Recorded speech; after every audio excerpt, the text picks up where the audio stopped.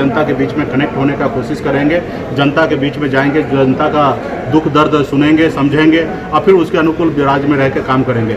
घर में बैठकर आप क्या सोच सकते हैं? आप सिर्फ सत्ता लेने के लिए आप नहीं रह सकते ना, आपको जनता के बीच में उतरना भी चाहिए, चाहे वो हर पॉलिटिकल पार्टी को जाना चाहिए, जनता के गांव घर सड़क देखना चाहिए कि किस तरीके से आज समस्या है।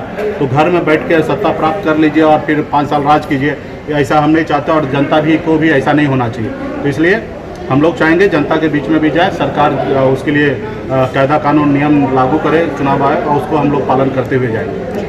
आपकी पार्टियां जो है इस बार कितने विधानसभा, वो सब समय आएगा तो आप लोगों को पता चल जाएगा। ठीक है। अच्छा, एक सवाल मुकेश जी, आज जेडीयू ने एक पोस्टर जारी किया है राजद के खिलाफ, तेजस्वी यादव के खिलाफ 24 संपत्ति का खुलासा का दावा किया है स्थापना दिवस पे। अरे भाई, उन्होंने अपना 15 साल का रिपोर्ट कार्ड जनता के बीच में लाना चाहिए ना। 2005 में बिहार में 39,000 करोड़ कर्ज था, आज 1,68,000 करोड़ रुपया कर्ज हो गया। इसके ऊपर आप ध्यान दीजिए ना। दुनिया में 1,000 डॉक्टर के ऊपर 1,000 आदमी के ऊपर एक डॉक्टर होता था, आपके इधर 22,000 लोगों पे एक डॉक्टर है। बिहार का स्वास्थ्य व्यवस्था कहाँ आप ले गए? आज 1-1 लाख शिक्षक का वैकेंसी है, खाली है पद। आप 5 साल से सो रहे थे। 5 साल पहले आपको भरना चाहिए, हर साल आपका 20-20 हज़ार 25-25 हज़ार शिक्षक को बहाली करना चाहिए था, ताकि बिहार का बच्चा अच्छे से पढ़ लिख के काबिल हो सकता था। आप अपना रिपोर्ट कार्ड जारी कीजिए ना। रहा कि कानूनी व्यवस्था में अगर कोई गलत किया है तो उसको कानून उसको देखेंगे। आप तो सरकार हैं, आप अपना रिपोर्ट कार्ड पेश करना चाहिए, ना ही कि मुकेश सहनी हो या अन्य किसी व्यक्ति विशेष पे आपको टिप्पणी करना चाहिए। हाँ, उसके लिए कानून व्यवस्था बना हुआ है, कानून अपना काम करेगा। क्या मानते, पोस्टर क्या जनता को ध्यान भटकाने की जनता का ध्यान भटका रहे हैं और सरकार कहीं ना कहीं अपने जवाबदेही से पीछे हट रहे हैं और जनता को इस बार सोचने की आवश्यकता है। जनता को ऐसे लोगों से दूर जाने की आवश्यकता है जो जनता के लिए, हित के लिए नहीं, वो सिर्फ चुनावी मैदान में आने के लिए, तैयारी करने के लिए खाली ये काम कर रहे हैं। आज देखिए, डिजिटल रैली 1 महीना पहले से माननीय नीतीश कुमार जी चालू कर दिए। आज जबकि उनके पास जवाबदेही है बिहार के जनता के लिए काम करने का, और वो काम नहीं करके ये काम कर रहे हैं। एक बार हम लोग विपक्ष में हैं तब भी हमने 1 महीना लेट से चालू किया, क्योंकि ये लोग आगे घुस चुके हैं। तो हमें भी जनता के लिए न्याय और उसके लिए संघर्ष कर रहे हैं, लड़ाई लड़ रहे हैं। जब तक हम लोग अपनी बात को नहीं रखेंगे तो फिर हमारे जनता कैसे समझेंगे? इसलिए आज हमने निर्णय लिया कि हम करेंगे। लेकिन ये सरकार को काम था, सरकार जनता को ध्यान देने की आवश्यकता था, टेस्टिंग कराना चाहिए था। आज देखिए, बिहार में हजारों लोग का टेस्टिंग नहीं हो रहा है। माननीय मुख्यमंत्री जी एक सभापति के सामने में कांटेक्ट में आए, तभी उन्होंने जांच करा लिया। जितना आप अपने जान का फिक्र रखते हैं, अपने लिए 12 घंटे के अंदर में आप जांच करा लिए, उतना ही फिक्र आपको जनता का भी रखना चाहिए। जनता का भी इसी तरीके से जांच कराना चाहिए। आज बिहार में हजारों लोग, लाखों लोग बगैर जांच का अभी इसी तरीके से सर्दी बुखार का, कोरोना का शिकार है, अपने घर पे इलाज करा रहा है और सरकार उसके ऊपर ध्यान नहीं दे रही है। तो सरकार को कहीं ना कहीं अपने एजेंडा से बाहर जाके लोगों को गुमराह कर।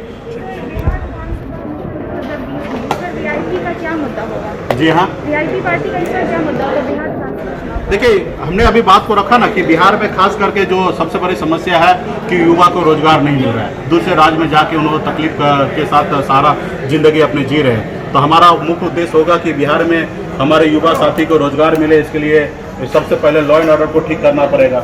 लॉ एंड ऑर्डर ठीक होगा तो आपके बड़े बड़े उद्योगपति, बड़े बिजनेसमैन बिहार में आएंगे और फिर बड़े बड़े फैक्ट्री खोलेंगे।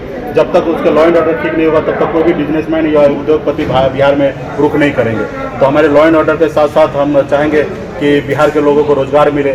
बहुत ऐसे राज्य है जो अपने राज्य को आगे बढ़ाने के लिए बहुत सारे सब्सिडी देते हैं बड़े बड़े बिजनेसमैन को, ताकि उस राज्य में आके काम करें।